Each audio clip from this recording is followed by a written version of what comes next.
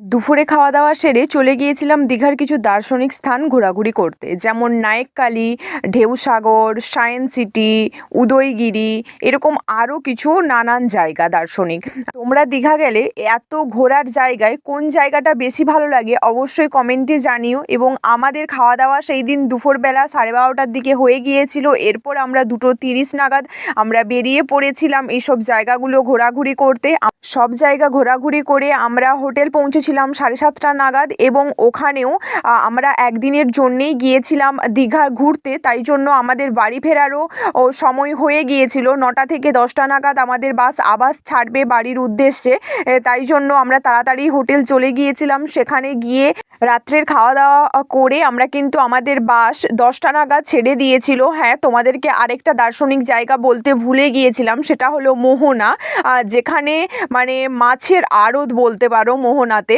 মানে আমাদের এখানে যেরকম পাঁপড় বিক্রি হয় না, সেরকম ওখানে মাছ বিক্রি হয়, মানে নানান রকমের মাছ। আর এত গন্ধ মোহনার ওই জায়গাটা, সে কি বলবো। সকালের দিকে যখন সূর্য ওঠা দেখতে গিয়েছিলাম তখন অতটা গন্ধ ছাড়েনি, কিন্তু যখন বিকেলের দিকে গিয়েছিলাম মানে দুপুর নাগাদ, তখন কিন্তু প্রচুরই গন্ধ ছাড়ছিল। আমরা বেশিক্ষণ ওখানে থাকতে পারিনি, তারপরে আমরা কিন্তু আবার অন্য একটা জায়গায় চলে গিয়েছিলাম।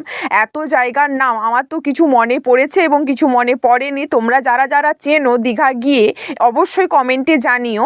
এবং আমি কিন্তু অনেক রকমই ভিডিও তোমাদের সাথে ভালোভাবে শেয়ার করতে পারিনি, কারণ একদিনের জন্যই তো গিয়েছিলাম, তাই নিজেরা ভালোভাবে আনন্দ করব নাকি তোমাদের সাথে কিছুটা শেয়ার করব সেটাই বুঝে উঠতে পারিনি। তবুও যতটা পেরেছি আমি ততটাই কিন্তু ভিডিও করার চেষ্টা করেছি। শুধু তোমাদের দেখানোই নয়, এটা আমার কিন্তু স্মৃতি হয়ে রয়ে যাবে এই ভিডিওগুলোর মাধ্যমে। দেখো, তোমাদের সাথে শেয়ার করার আমি চেষ্টা করি সবটাই, কিন্তু সব সময় তো আর সব শেয়ার করে হয়ে ওঠে না, কারণ এই 3 মিনিটের ভিডিওতে কতটুকুই বা আমি তোমাদের সাথে শেয়ার করতে পারি। তবুও যতটা পারি চেষ্টা করি। এবং আমারও এই প্রথম দীঘা যাওয়ার অভিজ্ঞতা তোমাদের সাথেও শেয়ার করলাম, এবং আমি আমার কাছেও এই ভিডিওগুলোর মাধ্যমে স্মৃতি হিসেবে তুলে রাখলাম।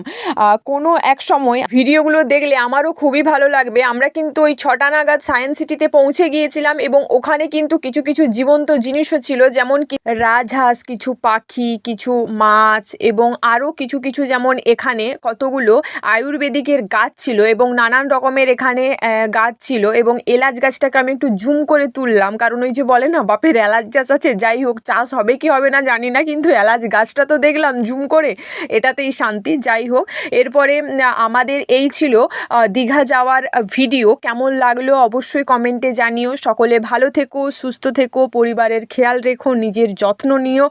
ধন্যবাদ। বাই।